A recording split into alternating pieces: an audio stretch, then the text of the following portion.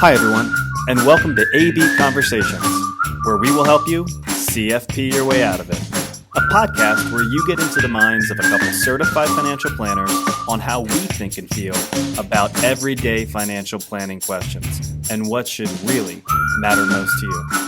A healthier financial life starts now. Buenos dias, Adam. Sure. I do know what that means, but I'm just playing it up. And Guten Tag? Is that good better? day to you. Yeah, good day to you too. Yeah. It's Robin Hood Men in Tights. Ting tong tay. Nope. It's on my list. I know we've talked about it before. I love Mel Brooks. I need to watch it, but I have not. All right. Well, what I'm saying to you is good day, sir. I'm looking forward to our conversation. So let's jump right into it. Yeah. Yeah. Should we explain what this title's going to mean? Because I Dinks and believe OINKS? the acronyms DINKS versus OINKS, and people are going to be like, what the heck are these two guys talking about? What could they possibly be meaning by this? So I'll start. DINK, as the acronym, is a well-known phrase, or at least can be. It stands for dual income, no kids, right? So for couples that are both out and working and don't have children, they are considered DINKs in the financial world. And you then coined, we think, the phrase or the acronym OINK, one income, numerous kids. Yeah. I'm a proud OINK I was myself. Now my wife has a job, so now we're DINKs, but not with the no kid part. With the numerous, dual income, numerous kids. Yeah. So let's get into why we think this is actually a worthwhile experience for people to listen to, even though it is a little more targeted. Now that we're 2 minutes into it. The key that we wanted to talk about today was the need for planning in this type of age bracket that I don't want to say we ignore, but so much of our podcast, so much of our content, so much of our business is built around, major life transitions when there is, I think, a growing attention from the younger generation, from accumulators, on what planning can be. And the conversation that you and I had, last part of my intro here is, man, there's so much more sensitivity that goes into these OINKs and needing to plan. And maybe they're not seeking us out as much because they don't feel a sense of abundance of income. They don't feel, an ability to really think about big time goals when they've made a life decision here, maybe to have one income so that, that there's someone in the home with the kids, especially post-COVID world here. Yeah. And I mean, I'll build on that. This industry, right, the financial advice industry is still catered to the retiree landscape, those with assets to manage, right, the investing side of things, where these younger millennials, Gen whatever, right, we call them asset accumulators, but essentially pre-retirees, but that pre-retiree runway can be quite long. Right. But essentially, there are now more and more ways that they can pay a professional for ongoing planning advice, where in the past it kind of really wasn't an option. So we've certainly gone down that road. It's not a huge segment of our business yet, but we do have the ability to essentially charge for ongoing financial planning services on a monthly, quarterly basis, rather than that one-time project-based fee. Yeah.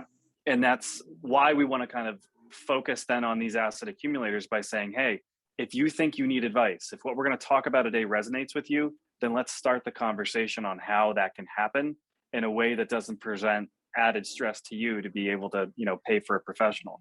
Because if we can move right into then, what does this relationship look like? It's to recognize that when you have one income on a family that's being supported, there's really a smaller margin for error in a lot of the financial planning topics that we would go through. And it's why subscription-based planning needs to be a thing, that we can be the accountability partner for you. We can be the people that if these things, you feel like you don't have the time to handle these things, that you've Yeah. passed that responsibility on to a knowledgeable resource that can not only give you the advice, but help you implement things. Yeah. So, I mean, we've said multiple times before that, you know, if someone is doing the hard work of, right, living within their means, being good savers, right, having a good income, even if it's just one to support the family, that usually is kind of like the primary focus for that family or that individual. We can at least then help step in and try to efficiently allocate some of those resources, right? If they're doing all of those things right, sometimes it's just a matter of shifting money from one pocket to another to just take advantage of a little benefit to make those dollars stretch a little bit further. So then let's get into some nuts and bolts here. Let's talk about what that relationship would look like, and how it's very different for a DINK versus an OINK. And maybe let's just start with the basics, right? I know it's not rocket science here, but really when we're talking about income, it comes down to cash flow management and having some sort of cash cushion, a cash reserve, as we call it. Yeah. So for a DINK, right, no kids, 2 incomes, we would say cash reserve is probably 3 to 6 months of their expenses. Yeah. Right. So your monthly expenses kind of being that target, multiply it by 3, multiply it by 6, somewhere in between there is probably an okay spot. When you talk about an OINK, or you have one income now, not just supporting 2 people, but potentially 3 or more if you have multiple kids, that cushion we would want to be a little bit bigger, right? It all comes down to being a little bit more conservative, building in bigger buffers. So we would say anywhere from 6 to 12 months of that expense need in a safe cash position. Yeah, again, it comes back to me thinking about smaller margin of error and risk management. Yeah. Think about COVID world. What if you can't go to work for a little while, and it's one income? You know, you need to be able to rely on that cash reserve. I think about people that maybe have flexible income. Maybe it's a commission-based job, something like that, right? You want to build in bigger buffers if that's the case, because cash flow may not be as regular as somebody that's getting the same paycheck every 2 weeks. You work for a small business, you don't have disability insurance. Maybe you've got rental properties. There's another added reason to kind of have a bigger cash cushion. But I think the takeaway is knowing your monthly expenses is important.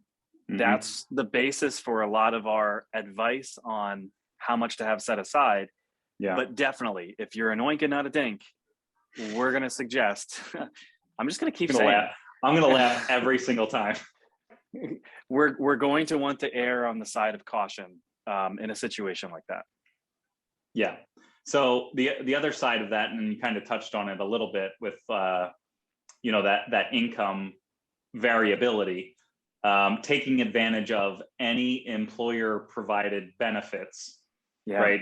Unless you are self-employed, and then you kind of control what those benefits could be or can't be. But yeah, and we just did a podcast on this recently too, the open enrollment period, and just making sure that whatever benefits are provided, you're taking advantage of the ones that fit your situation. So whether it's the disability insurance, group life insurance, right? The voluntary coverage that you can get usually much cheaper than individual coverage. An HSA, a health savings account. If you know you're going to have healthcare expenses, it's not even if you're using it as money in, money out, you're at least getting a little bit of a tax break, right? You're putting in money tax deferred, you're not paying taxes on it. So again, like nickels start to add up to dimes, add up to quarters, and so on. Well, and I'll stay in my theme of risk management. If you're dual income, you know, maybe you can choose a higher deductible plan and pay less of a premium, because you've got some flexibility to cover those deductibles in a one-off situation where you needed to. If it's one income, maybe you can't take that added risk on, right? Maybe the cash cushion that you have isn't as big. So you choose to take a lower deductible plan. No, you're going to pay a little bit more for it, but if something happens, it now doesn't domino into the rest of your financial plan for your family. That's a great point. How about savings rates? Again, I think it's pretty fair to say if you have dual income, no kids, maybe there's what you should be expected to put aside for your future, maybe more than somebody that really might be stretched a little more thin on one income.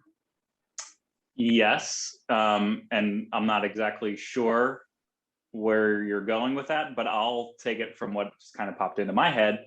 And that is with like competing savings goals, right? Yeah. It may not necessarily just be, hey, I want to save for retirement, or I want to save for this trip, save for this purchase, whatever that may be. Usually if you have kids, then college savings often factors into that. And that's where we've kind of seen the biggest push and pull when it comes to what am I saving for myself and my future, and what am I saving for my kids and their future, knowing that college expenses are not inexpensive.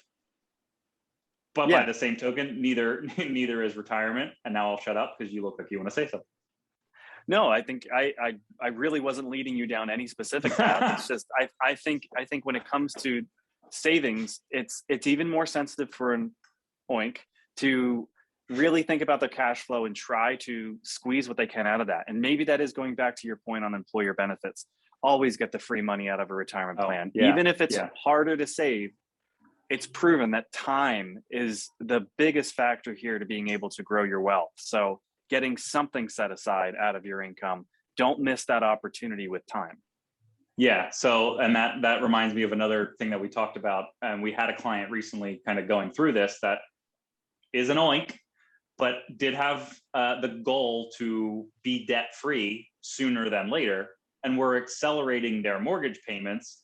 And part of the conversation was that the best allocation of their resources? So again, this is situational, but to your point on time and the time value of money and compounding investment returns, whether that's saving for the kids' college education, or it is putting money in a retirement account, sometimes it makes sense to shift money from kind of one goal to another, depending on those different factors, right? Time being one of them. It's great to want to pay off your mortgage early. It's great to want to save in that overall interest. But at the same token, the trade-off being you're not necessarily putting money into an investment that can continue to grow and compound over a long, long period of time.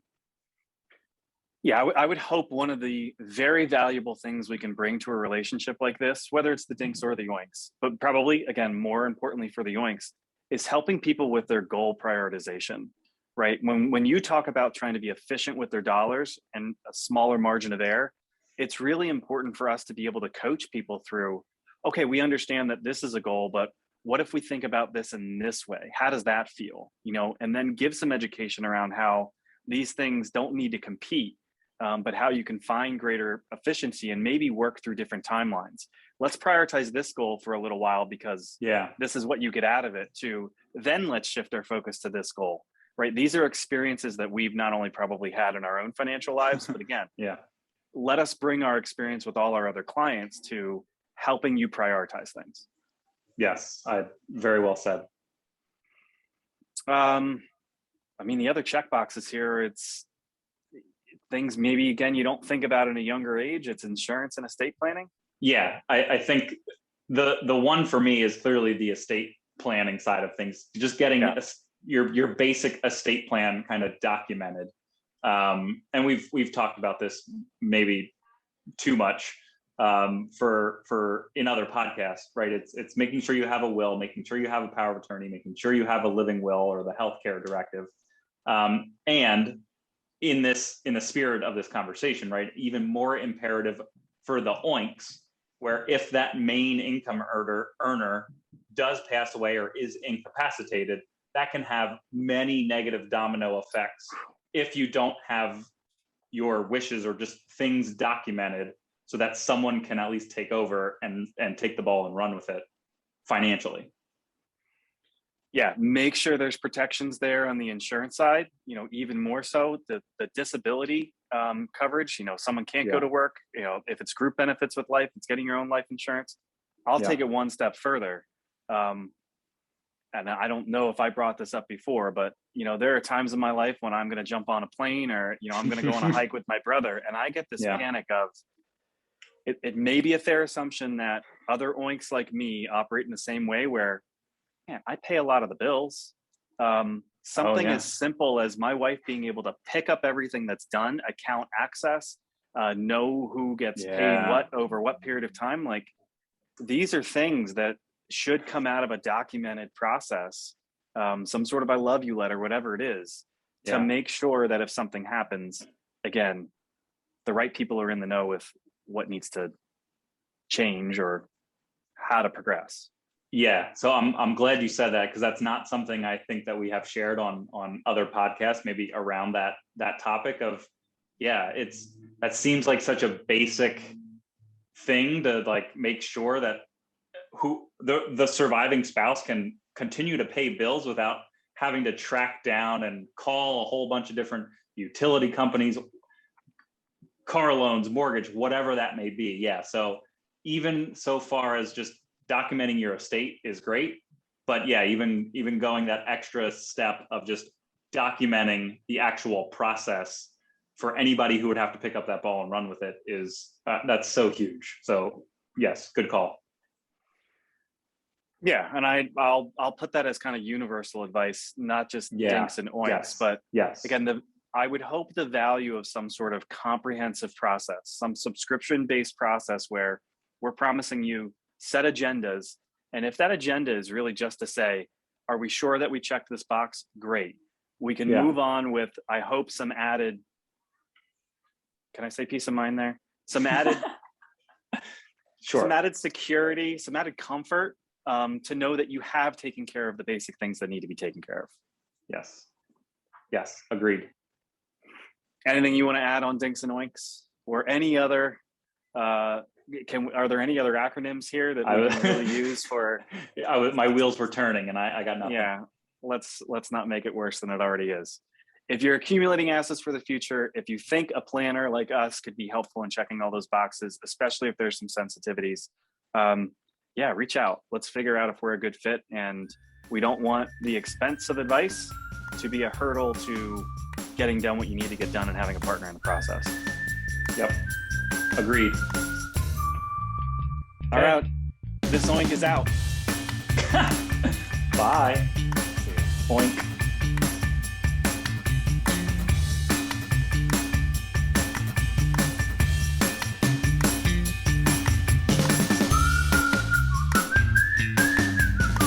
Hey everyone, Adam and I really appreciate you tuning in. Please note that the opinions we voiced in the show are for general information only and are not intended to provide specific recommendations for any individual. To determine which strategies or investments may be most appropriate for you, consult with your attorney, your accountant, and financial advisor or tax advisor prior to making any decisions or investing. Thanks for listening.